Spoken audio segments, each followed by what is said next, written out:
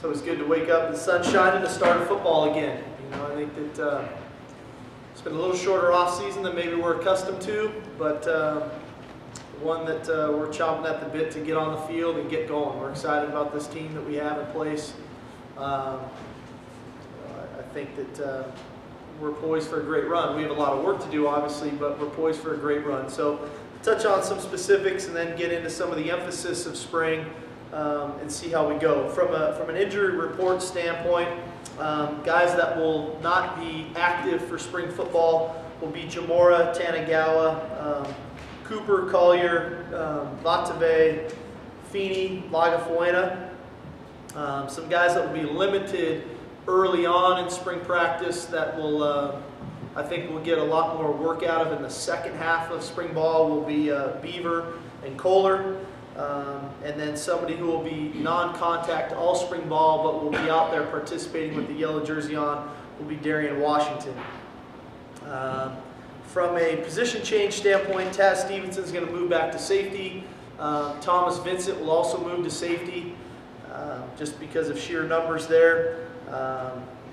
Attrition, as always, is part of it. Corey Waller has decided to transfer, so he won't be out there participating in spring practice.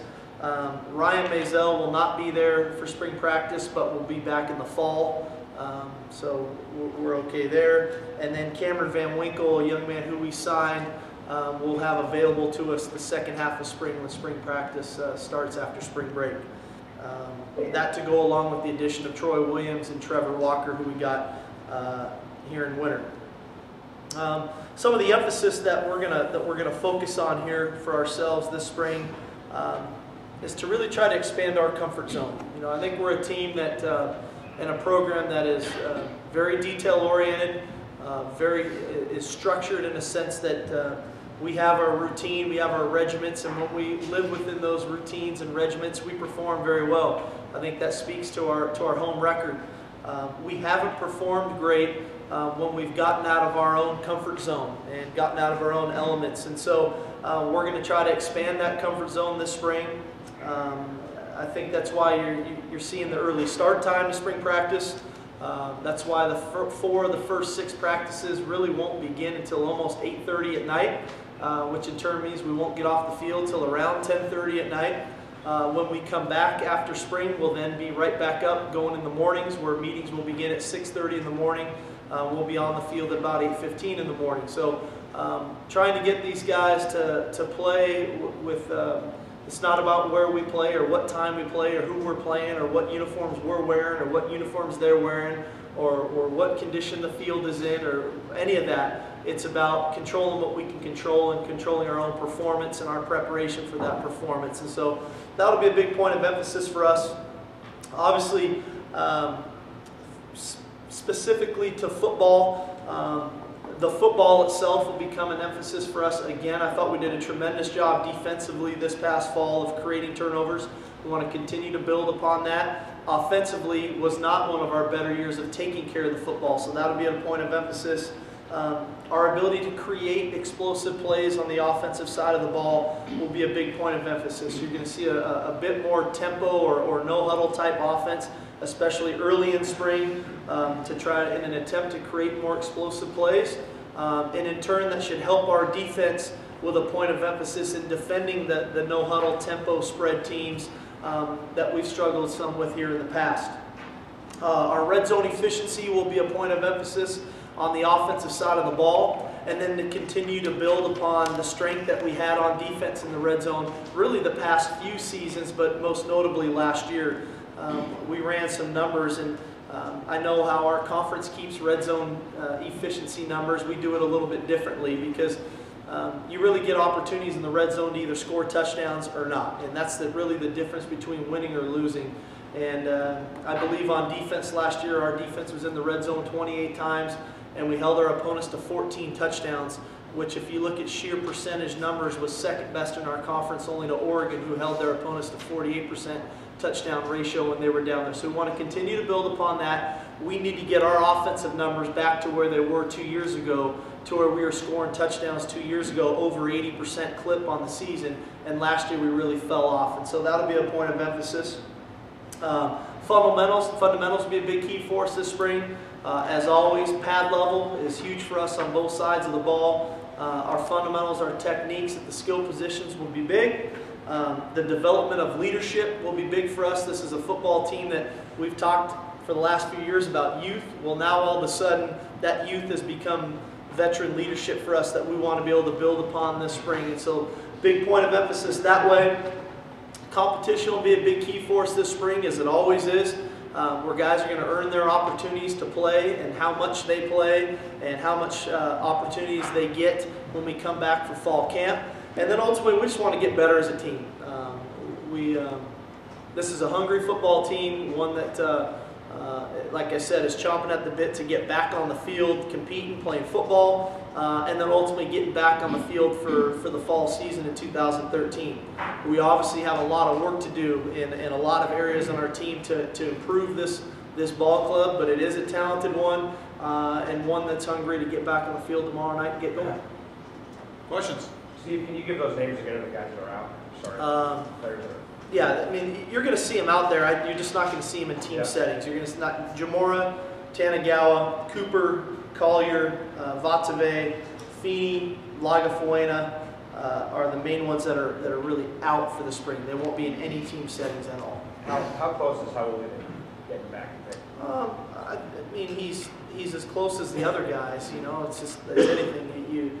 You do an ACL and it takes time. You know, I wish all of these guys could be on the Adrian Peterson program. But we're not quite there yet.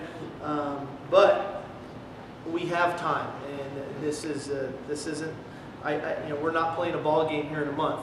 We've got some time till we play, and we want to continually strengthen them so that when we come back for fall camp, they're better than 100% from where they were, so that they can perform at the highest level. Because when you listen to those names that I just rattled off, those are all key contributors to our football team.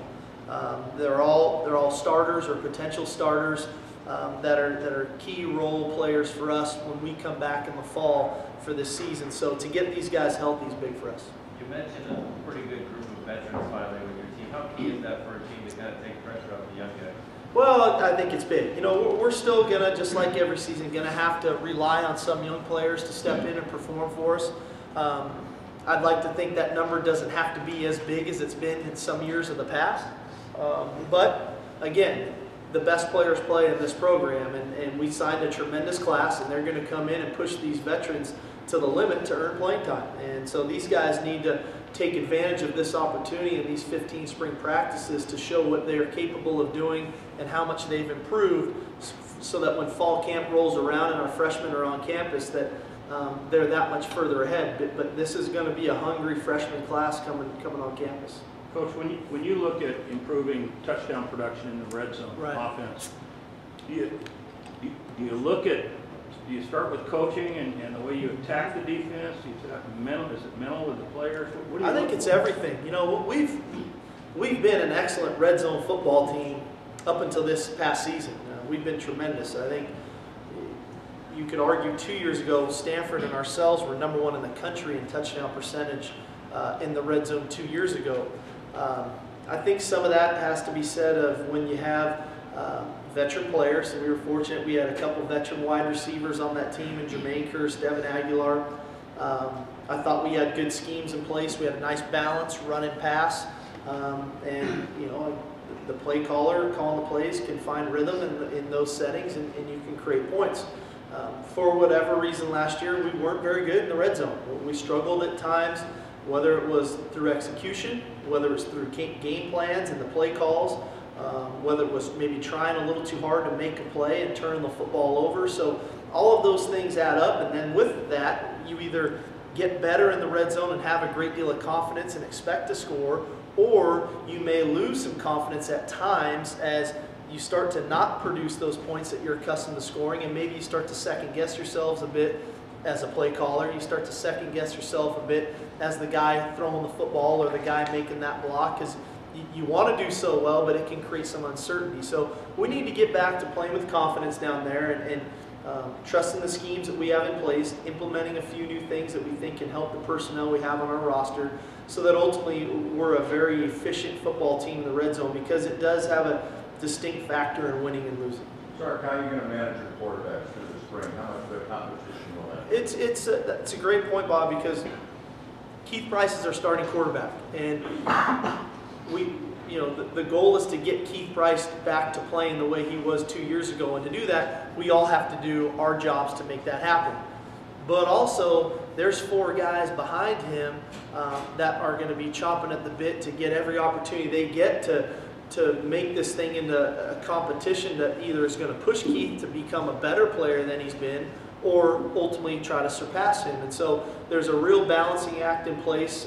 There'll be nothing done off the cuff. Hey, you go, now you go. Everything is going to be detailed and written out so we know exactly how many reps each young man is getting, whether it's with the 1s or the 2s, so that they get enough opportunities to show what they're about. And then obviously opportunities to make up maybe for some of the mistakes they made early, because they're not going to be perfect early on, but they have to have the chance to grow through some of the growing pains that they experience in spring practice.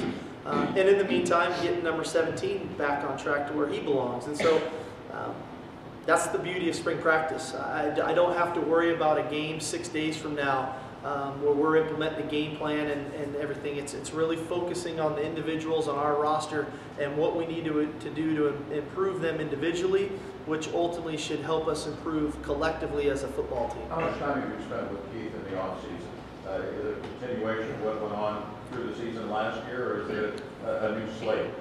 Well, I think it's an entire body of work. We touched on, I can't believe this is his fifth year. Here we go. This is a guy who, from the day I got this job, was of the utmost importance to get signed and to keep committed and to get on our roster. To now, we're heading into senior year spring practice and what we need to focus on and everything in between.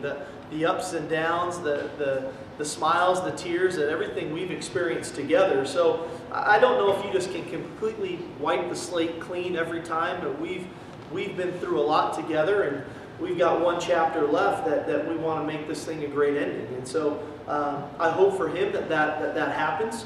But like I've said to Keith, and we've said to Keith, we're not going to be stubborn enough to think if another guy's playing better, that guy won't get that opportunity to beat him out. And so he understands the focus of this spring and what he needs to do for himself so that he can perform to the highest level of his capabilities. What would be the 2 or 3 things you need to see from Keith to say, hey, he is back to where he was? Well, I think one of the big keys is the football aspect of it, and taking care of the football and the way that I know he's capable of doing it. I think another is his mobility is going to be big for us. We've made it a point here for the last 2 months to really focus on the strength and explosiveness of his legs, because when he can move in the pocket, not necessarily always outside the pocket, but when he can move in the pocket to avoid those one-arm sacks where a guy grabs him, to avoid those sacks and those hits, he has got real playmaking ability because of his unique ability to keep his vision down the field, which is what we've seen out of him. He lost some of that last year, and I think partially that's why our sack numbers went up. That's also why some of our big plays and our explosiveness in our offense diminished some. So that's something we definitely need to get back. And then ultimately, Keith playing the game of football the way he's capable of playing it, with the smile, the flair, the competitive nature that is natural to him, not something that's manufactured. I thought that as we endured our struggles last year as a team, we tried to manufacture the Keith Price of old, and that's not how it works. It's developed through confidence, through belief, to where it exudes out of him, and it's not trying to be created superficially. And I think that from everything I've seen in off-season workouts up until this point, that's where we're at. Now, he has to go perform, and that's the beauty of sport. You do all of the preparation, and then can you take all of the preparation, whether that's mental, whether that's physical, whether that's emotional, which he's exhausted himself to, and then translate it to the football field for practice, and then be able to take that from practice and translate it to the football games, and then at the most critical moments of the football games. And so that's the challenge that we all get presented with in sports, and he's just one that's magnified right now. But he chose to be a quarterback when he was 7 years old, and that's part of the gig, So, in Sark, what do you need to see from the guys under him so that when you look back at the film, that's what we need to see. I need to see guys play good football.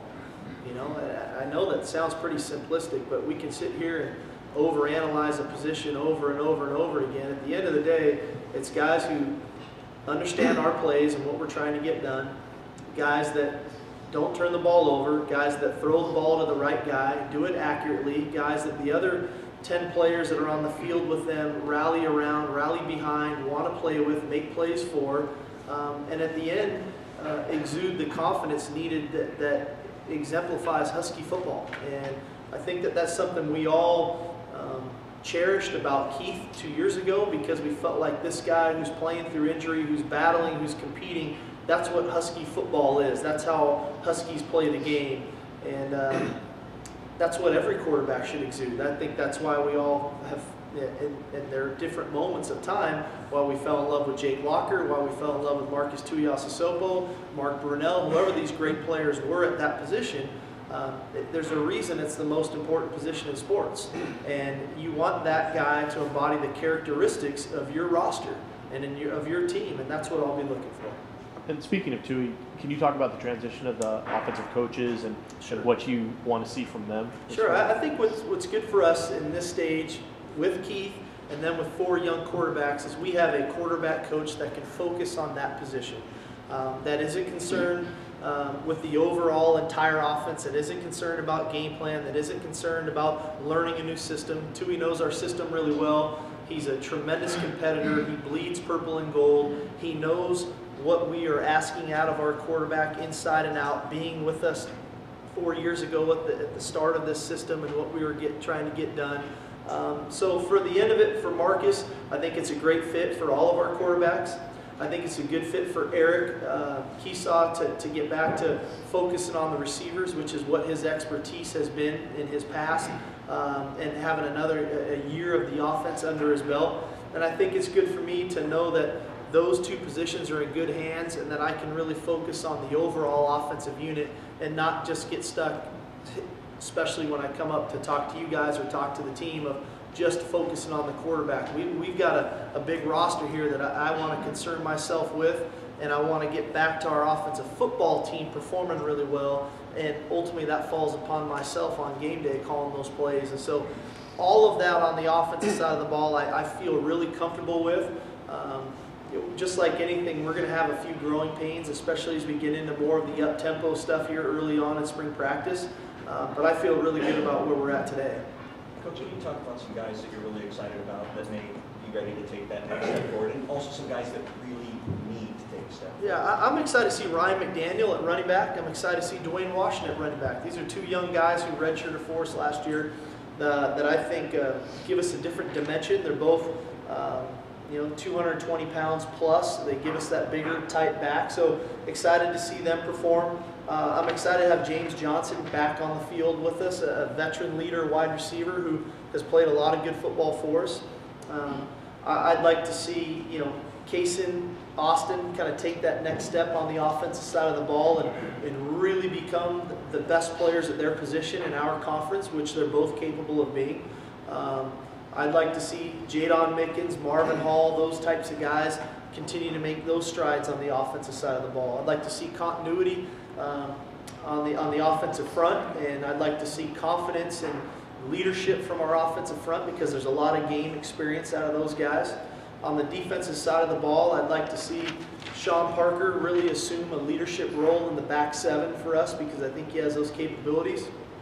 I'd like to see Marcus Peters play with the consistency that he's capable of playing with. He's flashed at times for us, and now to be able to put that thing together and do it for an 80-play sequence on game day, I think would be amazing, because when he does do that, he'll be an all-conference performer for us. I'd like to continue to see the development out of the linebacker position. I know Travis isn't playing this spring, but you look at those 3 young backers for us, those are game-breaking type players, and none of them grew up playing linebacker, so this has been a work in progress for them, but to watch their development continue to improve, whether it's Shaq, John Timu, Travis, those types of guys. And I'd like to see Danny Shelton be a dominant nose tackle that he's capable of being, and not flash that way. So there's a lot of cool things for us to look to. as individuals, but then also as a group. The defensive front creating a consistent pass rush is going to be big for us this spring. So a lot of things for us to look at and to work on to ultimately get better. And that again, like I said, that's the beauty of spring. Ryan's getting 100%. Yeah, I mean, for whatever 100% is. I don't know what his 100% is yet. I'll be able to gauge that when we get going and see what he looks like tomorrow. Who steps in as center right now? You know, Mike Christ is a natural guy to step in at center for us right now. I think when we get Eric Kohler back, he'll be another one that's a natural fit to slide into center, and so is Colin Tanagawa. So we've got some flexibility there. Again, that flexibility I'd like to not rely on as much as we have in the past, and so hopefully we can get Kohler back. If he's a natural fit there, we can really take that thing and run with it. If he's healthy, do you want Shaq involved in the return game, special teams? You know, that's a little easier one to answer, at least in the fall when I get all these guys on board. You know, when we're in spring practice, our return games is really more about fundamentals than it is scheme, because you don't have your complete roster, and so many of our special teams guys are our younger players, and we have some fantastic guys coming in that are great returners. I will say that we probably wanted to use him more in the return game last year than we did, but it's pretty taxing to be an outside linebacker in our conference, and then whether it was a touchdown drive or a field goal drive, go back out and return a kickoff and run 50, 60, maybe 100 yards. Just the toll that it can take on him over time. And so we weren't able to do it as much as we probably would have liked. So where we go in the fall with it, I'm not exactly sure. I'd like to give him some opportunities, because the one return he had, it was probably the best one we had all year. But it's got to be what's in the best interest of Shaq and his development at linebacker, and then what we have on our roster and the complements that we'd have back there with him returning the kicks. Do you want to do it? Oh yeah, Shaq, shoot, he'd play quarterback if I let him. Is he still mainly a linebacker or a nickel type? I think he's mainly a linebacker, and when you see him tomorrow, I mean, he looks great. This is he's had a tremendous offseason. He is a natural leader, and very impressive that way. He works at it. For as talented as he is physically, you know, I think his work ethic is one that is in the top 5% on our roster of just a guy who prepares himself mentally and physically, and then can produce at those times in the competitive moments. And so I'm excited to see him. You know, it's when you make that transition, a change of position, there's going to be those growing pains, and we've seen it with Timu, we've seen it with Feeney, we've seen it with Shaq. But we've also seen some of the top end things that the turnovers they've created for us on the defensive side of the ball. So I'd like to really think the consistency at that position is only going to get better to go along with the high flying plays that they create for us, the turnovers that they create. Steve, what is a realistic, I guess from your perspective, expectation for Deontay Cooper? Just to play football. I think right now that's realistic. He hasn't been able to do that for over 2 years. And so, you know, I'm not gonna ever put a ceiling on a young man to say this is all he's ever going to be capable of doing. But I'd just like to see him play football for him and for us, quite honestly, because he's a talented guy. And then when he gets playing football, then we can start talking about expectations and goals and what's down the road for him. But we just got to get him on the field playing ball because that's what he loves to do. He's got a great spirit about himself, and we would love to have him, that's for sure. He's an extremely talented guy. What are you hoping to see out of the kids who rolled early? Not get too wide-eyed. I think that's always one of the challenges, you know, for the guys that enroll early. They don't get that summer to get acclimated with campus and college life and used to living on their own. They jump on campus and bang, they're plopped right into classes with every other kid on campus. They're going to workouts with our veterans right off the start, and then they get thrown right into spring practice. And so for Troy and Trevor, I just like them to see them stay composed, keep their competitive nature, and not be too hard on themselves. They're going to have some ups and downs this spring. That's all part of it. I remember Deontay doing it. I remember Jesse doing it. I remember Austin doing it. And they're going to have some really flashing, high-flying plays that we're all going to want to talk about post-practice. And then they're going to have some rough days where they aren't at their best. But that's all part of the process of growing up. The free safety spot, who are the kind of main guys there? Well, I think Will Schamberger is probably the natural lead at the position just because of his experience of playing. We brought up Trevor Walker. I think he's a natural guy that is going to have some opportunities. That's why he chose to come here for the opportunities at that position. We're gonna look at a few of our corners. We've got quite a few corners that are natural cover guys that are going to have opportunities to play at some of the safety spot. Trey Watson will be a guy you'll see over there. Brandon Beaver's another guy when he gets healthier to get back doing some things at the free safety spot. So we've got some wiggle room. One thing that we touched on as a staff that we'd like to improve upon is our ability against these spread type teams that really put 3 and 4 wide receivers on the field but also keep the tempo going is our ability to play more man-to-man coverage in those settings and try to get after the quarterback maybe a little bit more than we have. To do that, you need safeties that can cover, that are built to cover. And so that's why if we'll continue to recruit the corner position very heavily, and the guys that maybe don't pan out at the corner spot can slide over to the safety spot and still be above average cover guys from the corner spot, but really good cover guys from a safety spot on slot receivers. And so we're going to continue to go down that road. So that gives us some flexibility of names at that position. We'll have to see how Travell Dixon really performs at corner. We touched on Beaver. We touched on a guy who I think is poised for a really nice senior season in Greg Ducre, who had some nice plays for us down the stretch in the nickel spot, most notably against Oregon State. So we've got some room to move guys around, but again, I think that it's a position that we're looking for a more versatile player rather than just a free safety, a guy that can play some man-to-man, a guy that can play middle third post safety, a guy that still can come down in the box. So a little bit more versatile than just your traditional safety type. If you accomplish everything in the spring that you want to, how close will this team be to challenging for maybe division, league championship come fall? Well, I don't see why we wouldn't be in position to compete for a division championship, and that's really the goal. If you win your division, then you get to play for a conference championship, and if you're playing for a conference championship, then you get to play for a Rose Bowl championship. And so the goal is to win our division. It's pretty clear the North is pretty tough. You look at what Oregon's done here in the last few years. You look at what Stanford's been doing. You look at the year Oregon State had last year. This is a unique challenge. If you look at our conference as a whole, 3 teams in our conference have gone to 3 consecutive bowl games the last 3 years. It's ourselves, it's Oregon, it's Stanford.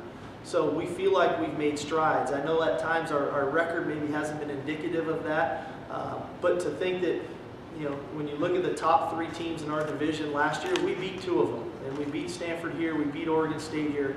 Obviously, Oregon's been a hurdle of ours, but I think we have the roster in place to take that step and to do it consistently, and that's going to be our challenge come the fall. So we've got a lot of things to work on this spring, but our challenges in the fall lie more on the mental aspect of it all, of doing it week in and week out, regardless of where we're playing, more so than what's on our roster. We have a pretty good roster in place. Given what you said about spread offense and what you just said about Oregon, the big curve, is it fair to say that the emphasis is this year to be there to be able to beat Oregon? Well, they're going to have a good team. David Shaw's listening right now. I'm sure he's got something to say about it. I'm sure Mike Riley has something to say about it. So I think that in general, Oregon has been on a really nice run, and one that they should be proud of. They've done a great job. I think that we have an opportunity here in mid-October. They're going to come into Husky Stadium, and it's going to be an exciting night. That's what rivalries are about, and playing those types of ball games. And they've had the better of this series here for the last few years. And that's how rivalries go at times. And until we break that spell and start swinging the momentum back in our direction, that's what it's going to be about. It's going to be a big game every year, and this year's no different. After looking at film and going through kind of betting last season, what was the most frustrating part about the offense to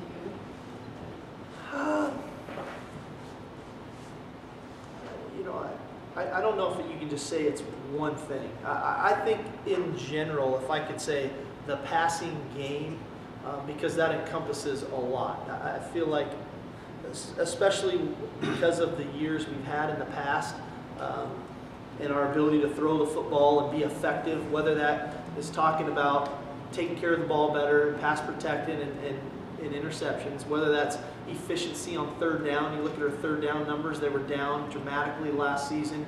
You talk about red zone offense and inability to score touchdowns down there. So I would think the passing game is probably the biggest thing offensively that I want to come out of this spring feeling better about. And I think from a personnel standpoint, we will be. We're maturing at that position. It's great to get James back. Kaysen and Austin are only going to continue to improve. Jadon Mickens should improve. Marvin Hall, DeAndre Campbell.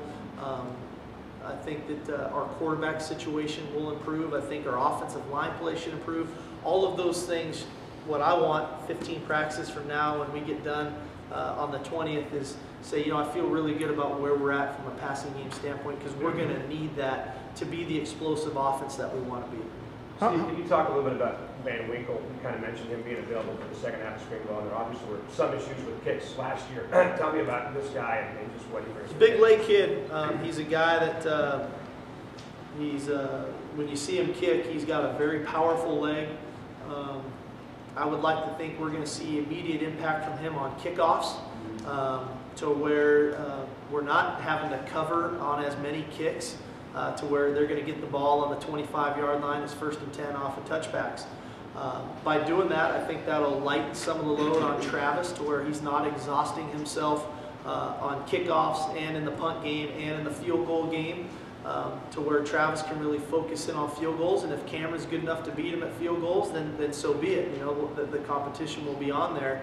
I'm hopeful that Corey Durkee can return to form in the punting game to lighten the load on Travis there as well. I think we asked a lot of Travis last season to do all three. There's not many guys in the country that can do that and can handle that.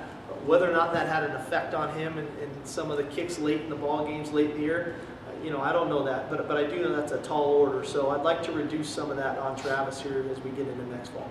How much have you sensed the players' motivation coming into spring is based on just kind of getting the bad taste out of their mouths from the way the season ended? I don't think that taste is going to go anywhere for a while, which is okay. We lost 2 football games late in the year that we should have won, and the end result is we're sitting here talking about a 7-6 football team when we could have been here talking about a 9-4 football team. But I don't know if that's all bad. I think that if we would have finished 9-4 and would have found a way to win those last 2 games, I don't know what January and February would have been like for us as a football team. We may have still been hungry, I'd like to think so, and striving for more. We may have grown a bit complacent. What I do know is there's zero complacency in our locker room right now. This is a hungry group that wants to redeem themselves for the opportunities that we let get away from us. And so the end result could be a real positive impact that those 2 games had on our program. I know that's hard for me to say, and it's hard for me to kind of accept, but the reality of it is I know what our guys have been doing here in the off-season conditioning. Now we need to put it all together here in spring practice, but I don't know if that taste is going to go away for a while. I think that one's with us, but like I said, I don't necessarily think that's all bad. Can you talk about your offensive line? You've got almost everybody coming back. How much better can they be? I think they can be tremendously better. I mean, just looking at them in person, they look really good. They look strong. They look physical. We've got a great deal of experience on our offensive line. The reality of it is probably half of those guys played too soon in their careers from what we would have liked to have done with them.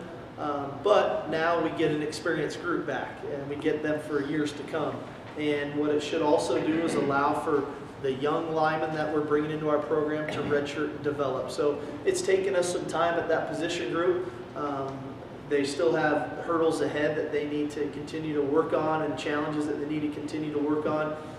But I just like the fact that we have an experienced group of offensive linemen coming back that have played in big-time games against big-time opponents and had some growing pains along the way, some tough moments, but moments that they can learn from and hang on to in an off-season to develop and get better and what they need to do to get better, so that when the fall rolls around, they feel really confident in their abilities to perform. What really excites you?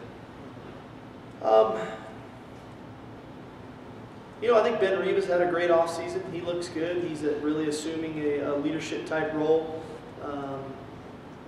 You know, I think that Micah Hatchie, to spend an entire season playing at left tackle against some of the defensive ends that he had to see last year, I think he's benefited from.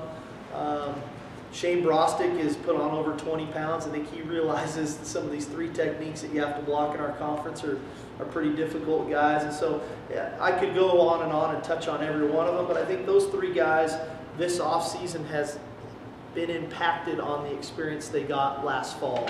Not to say that that hasn't helped Mike Christ or a James Atoe. Not to say that we can't wait to get Eric Kohler back and Colin Tanagawa back on board. And not to say that Dexter Charles starting as a redshirt freshman, that hasn't helped him either. But I think those first 3 guys, it really is going to have an impact on them as they move forward in their career. Steve, Austin decided to not play basketball this year. How much were you involved in that decision and the whole him at defensive end thing?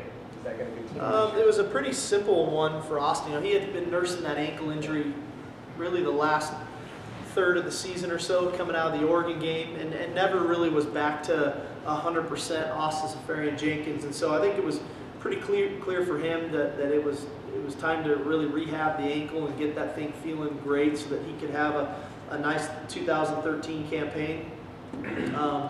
You know, in a perfect world, Austin doesn't ever have to play defensive end ever again here for us. But you never know what the future holds. You know, injuries are injuries, knock on wood, and we had our fair share of them last year. I don't think that you'll see Austin at defensive end this spring ball, I can tell you that.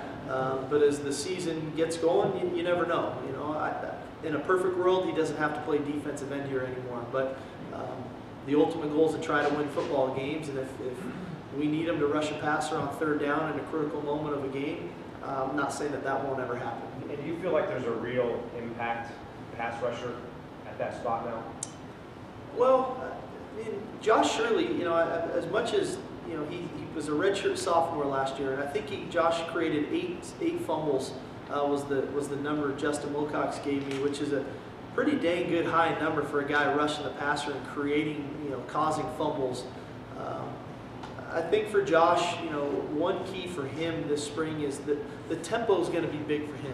Where we didn't feel Josh's impact as much last year was against the teams that sped up the game and went more no huddle. I thought that he disappeared a little bit in those types of games. And so for him, especially this first half of spring when we're really emphasizing the tempo of what we're doing, this will be big for him to find the consistency to rush the passer in those settings when he is a bit more fatigued. And so because he has a chance to be a really impactful player for us going into his junior and then ultimately his senior season, I'd like to see him have a double-digit sack season for us. I think he's got, I don't know exactly what his career numbers are at today. I think it's upwards around 16 or so for a career here 2 years into his 4-year career for himself. So I'd like to see him continue to develop. I'd like to be able to play Andrew Hudson a bit more at end rather than inside to where he has opportunities to rush the passer. I'm excited to see the development of Corey Littleton rushing the passer coming off the edge for us. And then I'd like our 3 backers, when you're talking Timu, Shaq, and Feeney, when they get going, their ability to finish the plays because they showed the athleticism last season to be in the backfield. We just missed some opportunities when we were there. So they give us a lot of athleticism at the linebacker position. Now we need to finish those plays, and so that'll be a point of emphasis for us this spring as well as fall. Every year you go through the end of one season, you assess how that went, you do the things to prepare for now, for this week. How much, if at all, has that changed in your time from this gig here? I'm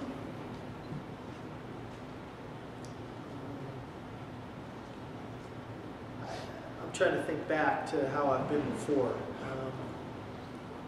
You I'm not being big on being sentimental, and thinking back, that's what you're supposed to do when you retire. So I've got a long way to go till that. But I'll say this about myself personally. I don't know, I'm trying to remember back, I don't know if I've ever been as excited for a spring practice because of the one area that I feel like I have the most impact on our roster and on our team is the passing game. And I don't know, I love the running game, I love defense, I love special teams, I love I love motivating our players, but if there is one area of expertise that I feel like I can hang my hat on, and I can go speak at a clinic in front of whoever wants to sit and listen to me, is talking about the passing game.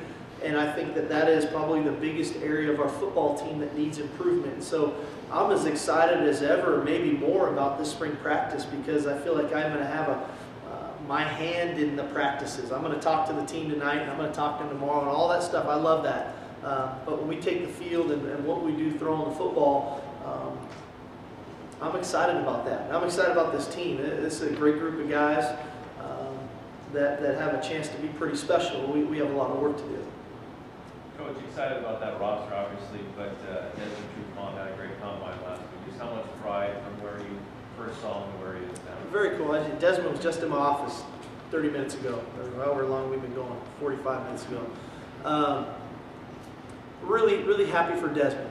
He, again, another guy who probably played too early in his career, to be fair to him, but because of the situation we were in, played pretty extensively as a true freshman and as a true sophomore, and had to live through some growing pains and probably some unfair scrutiny, not because of him, but because of we put him in those situations where he had to play. But the end result is a guy who learned from those growing pains and got better and better and better, had a really good senior season, continued to work at it. He's going to get drafted really high in the draft. He's finishing up his degree. He's going to walk here at the end of spring and earn his degree. So awesome family. I'm really proud of him. He deserves everything he gets. Steve, every year is important, every game is important, no doubt, but with this place opening up this year, does it put any more extra emphasis on opening it up the right way? Not today, and not tomorrow. We got a lot of stuff to work on. It'll be a great day and a great moment come the 31st when we open up Husky Stadium, and it's been a tremendous project. I'm as much excited as I am for us and our players as I am for our fans to get back in there. It's going to be an amazing atmosphere, but we have to do our part tomorrow, Thursday, Saturday, next Tuesday, next Thursday, next Saturday, so that when we get in that moment, we're ready to perform. And so I think so many times, I was talking to the staff about this, so many times we get caught up in the end result, and we always want to keep looking at the record of the score, the record of the score, the record of the score. And sometimes we miss the journey and what's gone on right in front of us. And I can't believe we're heading into year 5 since I've been here, and there's been some amazing moments along the way, and there's been some tough moments along the way, but all of which I think things that we've learned from. And I think back to Keith and think back to different things, and we can get caught always staring at the scoreboard, and if you get caught staring at the scoreboard in the third quarter and you just want the clock to read all zeros, you're going to miss things that happen right in front of you right then, and potentially bad ones. And I think sometimes you can get caught watching the scoreboard and miss the experiences of the day-to-day operations. And so we know what August 31st is when we play Boise. We know how big that day is going to be, not only for us, but for our community, for our university. But we have a journey that's starting March 5th to get us to that point. And we can't get caught staring at that date and letting a day go by where we're not getting better. With that, guys. Thanks, everybody. Thank you.